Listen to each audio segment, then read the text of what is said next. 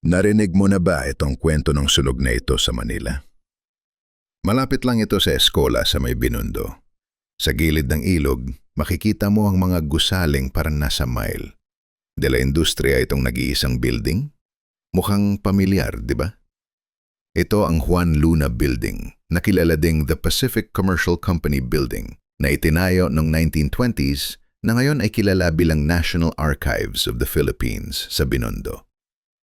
Sa likod nito, maaaninag mo rin ang simbahan ng Binondo na kilala ngayon bilang the Minor Basilica and National Shrine of St. Lorenzo Ruiz Su. Unahan ng ilog, makikita ang isang gusali na pinapaniwala ngayon ay ang Escolta Pumping Station. Lahat yan ay nakasama sa artwork ni Fernando Amorsolo na tinawag na Burning of Manila. Ito ay pangyayari nung pananakop ng mga Hapon noong World War II, kung saan binumba ang isang sasakyan pandagat sa tapat mismo ng intendensya sa Intramuros. Makikita sa painting na ito ang signature ni Amorsolo na sa gitna ng marahas na pangyayari ay may liwanag na nakaabang. Kwento natin to.